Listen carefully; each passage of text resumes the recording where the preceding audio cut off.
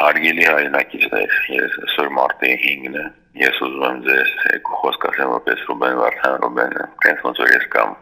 հայ ոգով, ռուսերեն մտածող խոսող։ Այս խոսքերը Ռուբեն Վարդանյանը հնչեցնում է Բաքվի բանտից, որտեղ նրան ենթարկում են կտանքների, նրա նկատմամբ կիրառում անասելի դաժան ճնշումներ։ Բայց այս ամենի հետ մեկտեղ Արցախի նախկին պետնախարար բարերար Ռուբեն Վարդանյանը իրական եւ երկարատև խաղաղության կոչ է անում։ Վարդանյանը Բաքվի մեկուսարանից ընտանիքի միջոցով աուդիո ուղերձ է փոխանցել, հեռախոսազրույցի ժամանակ խնդրելով ձայնագրել իրեն եւ հրապարակային դարձնել այն։ Ուղերձում Վարդանյանը կարևորում է խաղաղության, փոխադարձ հարգանքի եւ գործակցության անհրաժեշտությունը որպես միակ ուղի, որը կարող է հանգեցնել երկարաժամկետ եւ կայուն խաղաղության հաստատմանը։ Նա ընդգծում է, որ միայն համերաշխությունը կարող է ապահովել երկու երկրների բարեկեցությունն ու անվտանգությունը։ Ես լավատես եմ եւ հավատում եմ, որ չնայած այս ամենին հաղթահարելու ենք բոլոր մարտահրավերներն ու դժվարությունները եւ նորից ապրելու ենք մեր հայրենիքում, հարևանների հետ խաղաղությամբ, հարգելով միմյանց։ Հավատում եմ, որ կհաղթահարենք փոխադարձ թշնամանքն ու կուտակված ատելությունը, ինչպես դա ստացվել է որոշ ժողովուրդների մոտ, բայց եթե մենք իսկապես ուզում ենք դա անել, մեզ պետք է իրական երկարաժամկետ խաղաղություն,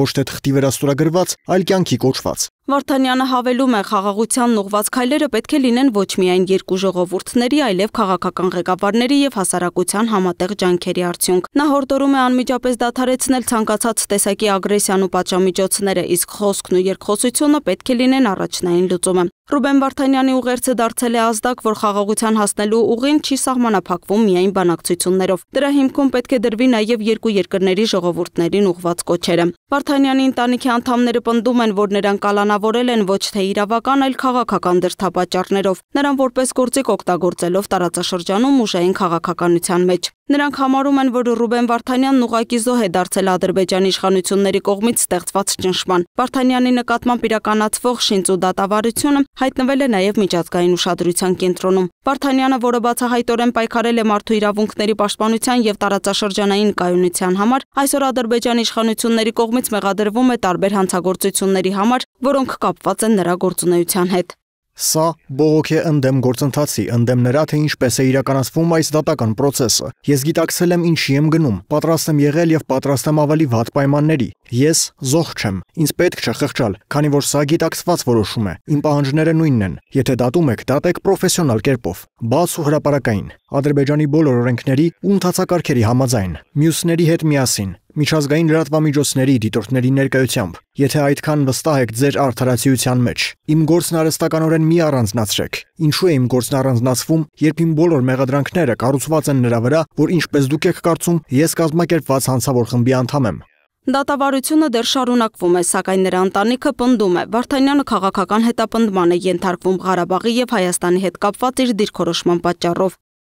Մի խախտեք ձեր սեփական օրենքներն ու ընդհանցակարգերը, մի կեղծեք փաստաթղթերը, մի նենգափոխեք արձանագրությունները, չէ որ դուք ամեն ինչ ունեք, իմ գadgetները, իմ բոլոր փաստաթղթերը։ Դատը մի դարձրեք ձևական դատավարություն, իմիտացիա, շոու։ Եթե դատում եք, դատեք ճիշտ։ Դատում են ոչ թե ինձ ու մյուս 15 հոգուն, այլ բոլոր հայերին։ Ու եթե դուք դա չեք հասկանում, ուրեմն դա մեծ ողբերգություն է, քանի որ սա ամբողջ պատմության հակամարտության վերջը չէ, այլ ընդհանրապես հերթական փուլը՝ ի ափսոսանք բոլոր կողմերի։ Ինձ մեղադրում են ամեն ինչում, ինչ տեղի է ունեցել 1987 թվականից ի վեր։ Խնդիր չկա։ Ես պատրաստ եմ կրել ամենածանր պատիժը դրա համար, միայն թե դա օգներ խաղաղության ու հանգստության հաստատմանը։ Ռուբեն Վարդանյանն իր խոսքում վերահաստատում է, որ երբ տեղափոխվում էր Արցախ, գիտեր ինչի է գնում եւ ինչի մեջ է մտնում։ Եվ եթե նույնիսկ ինչ-որ մեկն իրեն զոհում է հանուն հայրենիքի, ընտանիքի կամ սկզբունքների, դա միայն իր անձնական որոշումն է եւ իր պատասխանատվությունը, այնպես որ այս իմաստով ես ամեն ինչ գիտակցված եմ արել։ Հիշեք, որ չարին երբեք չի կարելի չարությամբ պատասխանել, նա դրանից մեծանում է եւ ավելի ու ավելի ուժեղ դառնում։ Սումգայիթից հետո տեղի է ունենում Խոջալուն եւ այդպես անverջ, ասում է Վարդանյանն ու շնորհակալություն հայտնում մեծ թվով ադրբեջանցիների, որոնց հետ այնտեղ առնչվել է։ Անկամ այն դեպքում, երբ նրանք ինձ թշնամի են համարում եւ իրենց մոտ կուտակված դժգոհություն կա, նրանք պահպանել են իրենց մարդկային կերպարը։ Իսկ բոլոր նրանց, ովքեր իրենց այլ կերպ են պահել, ես անկեղծ խղճում եմ եւ ներում։ Արցախի նախկին պետնախարարի նկատմամբ կիրառված կալանքն ու դատավարության ընթացքը վերստին բարձրացրել են բազմաթիվ հարցեր մարդու իրավունքների պաշտպանության, դաժան ճնշումների եւ քաղաքական պատիժների համատեքստում։ Ներկայում դատարանի նիստերի ընթացքն ու կալանքների երկարաձգման վերաբերյալ որոշումները շարունակում են լինել փակ, չնայած միջազգային տարբեր կազմակերպություններն ու իրավապաշտպանները վերահսկում են գործընթացը։ Այդ ընթացքում Հայաստանում ի աջակցություն Բաքվի բանտում գտնվող Արցախի նախկին պետնախարար Ռուբեն Վարդանյանի եւ մյուս հայ ռազմագերիների տեղի են տեղայնում բողոքի ակցիաներ, որի մասնակիցները նրան կոչ են անում դադարեցնել հացադուլը։ Իսկ Ռուբեն Վարդանյանը կարծում է, որ այն ինչ անում է ճիշտ է։ Ողջավալ լինելու արցախցիներ եւ հայեր բոլորի հետ միասին։ Լուսինե Գրիգորյան, Free News, Ազատ լուրեր։